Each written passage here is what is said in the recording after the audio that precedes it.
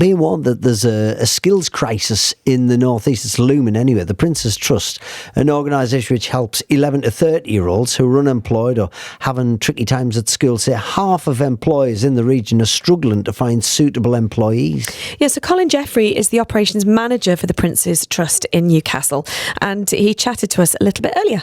Young people in school, as they're transitioning out, feel that there's not been enough emphasis while they've been at school on developing the skills they'll need for employment, with perhaps too much of a focus on grades. And it's also showing that employers, the things that they value most when they're shortlisting are the behaviour, attitudes, personal strengths. And I think that's one of the reasons why we're really proud to work with our school partners and colleges to develop the personal development and employability skills that will help them leverage the academic skills they've picked up at school as they make that transition into employment. Well, we can chat now to John Elliott on BBC Newcastle Radio for the North East. John owns eBac in County Durham, makes washing machines and dehumidifiers. John, thanks so much for your time this morning. Good morning. John, do you think there is a skills crisis amongst young people? Not really. I agree with what he said there before, mind. When we recruit here, we've got something we call ASK. Attitude, skills and knowledge. Skills and knowledge you can measure and you can train. And most people learn on the job.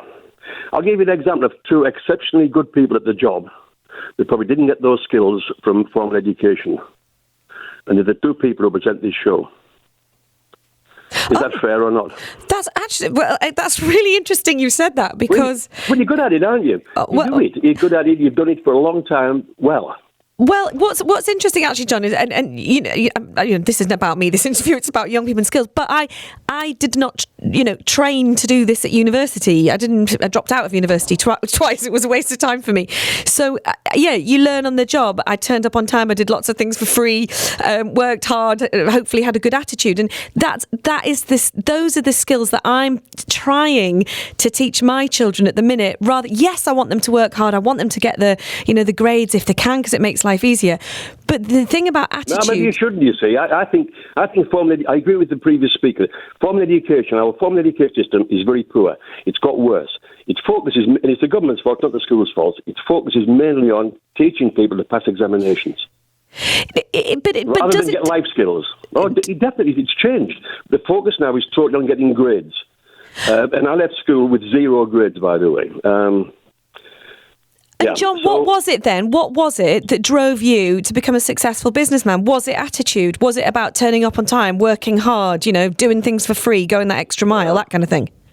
Well, doing things for free, I do quite a bit of that, actually. I'm not sure about the rest of it. Look, we're always learning. Your attitude, you're born with it, more or less. It's understanding it. What you've got to try and do is understand your strengths and your weaknesses, but don't try and develop your weaknesses. Focus on your strengths and deal with your weaknesses. I'm a terrible manager. So I make sure that people work with me are good managers. Someone once said, I learned this a long time ago, a good businessman knows what to do. A good manager knows how to get it done. And they're totally different skills. If you're good at one, you're bad at the other almost. So it's understanding yourself. We've just done some work now with the system called IWAM, where most of the people here have gone through this system trying to understand their traits. And I said to this when we did it, this is not about identifying training needs. It's so we can understand ourselves better, so we can communicate better, so we can deal with people with different traits better. It's understanding those things. Is it about being a bit self-aware as well? Understanding yourself. And accepting your weaknesses, and don't think, I understand my weaknesses, and I deal with them. I don't try and develop them, because it's a waste of time. I understand them and deal with them. It's just being absolutely right. It's being self-aware, and that isn't as easy as it sounds either.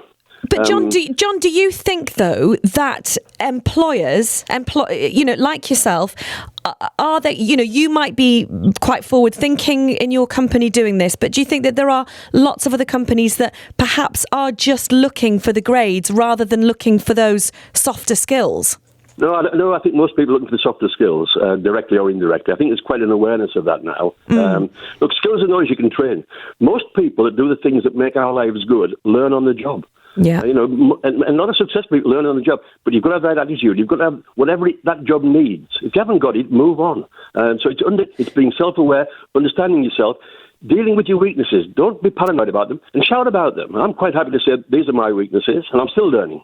John, thank you very much. Glad to see you. Thank you very much for chatting to us. Very interesting. Yeah, very interesting. John Elliott, they're the owner of eBack in County Durham. It gives me hope, actually, hearing that for my kids. I hope it's giving you hope listening for your kids as well. Yes,